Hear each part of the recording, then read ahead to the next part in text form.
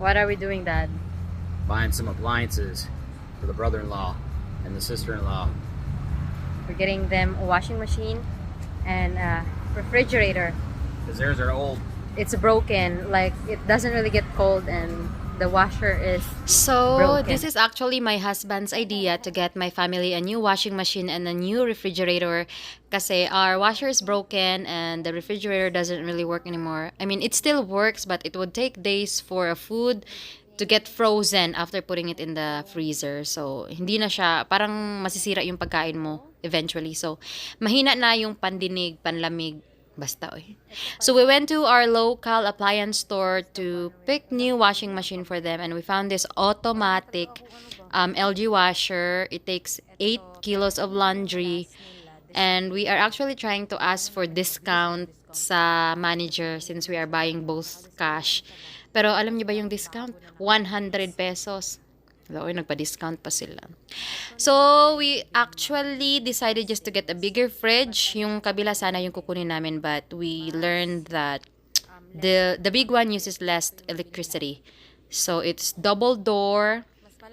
It's beautiful. Very beautiful. 2-door for fridge and freezer. Tapos, medyo spacious din siya. And wala silang idea, so we told them that we are going to the cemetery to visit my mom.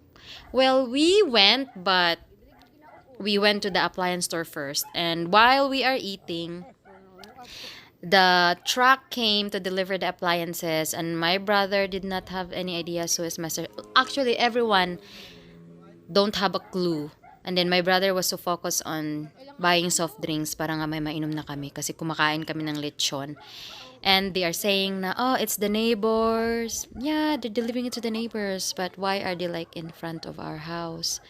And my brother did not care at all. He was like, how many soft drinks should I get? 4 bottles? And he left because he did not care because maybe it was the neighbors. And then eventually, they figured it's for them. Kay natakot ako sa lalaki kasi siya lang ang nagbuhat ng soft drinks ng ref. Parang hala, kaya niya ba to? Kasi ang bigat-bigat. Washing man guro ni kadako. Ay kanang dako. Ref. Hala, kadaog ba siya, anak?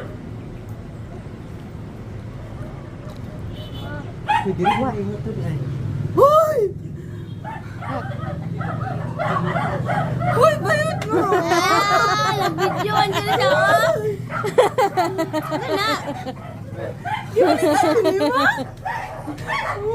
Ah, Charlie, no! Hoy, wala kang nagto! Ha? Sa sulod, unta sa sulod. Isa Harrison, let's go! Uy, awa na! Sa Agiror! Lalisa! Hala, patay ka. Isbag.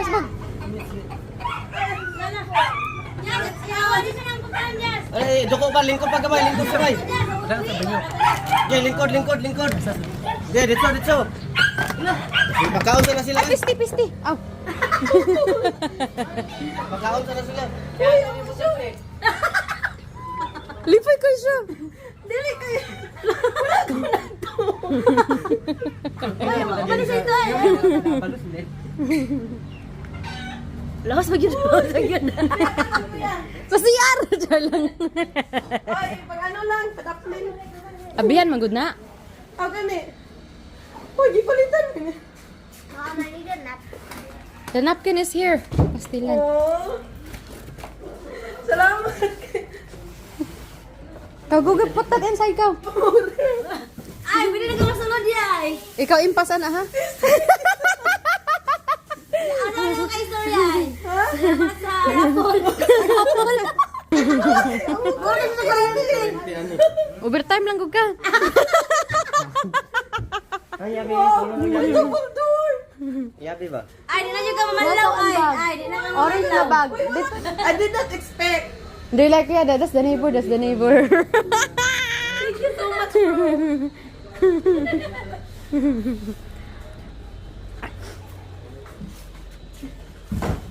Ikaw lagi impas, ana. Ay, manambok kayo kaano. Ay, hindi na ka makagubalaw. She seems surprised. Yeah, she was crying earlier. And my brother left because he's like, that's the neighbors. Sobra silang excited. Okay, nag-decorate. Nag-decorate na good sila sa ref.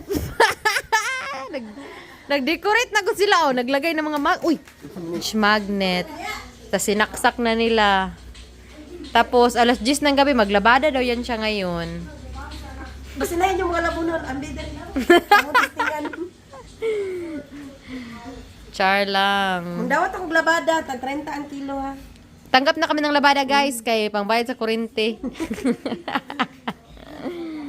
Yun sa man yung ikasulti sa inyong nadawat nga pinaskuhan. Char lang.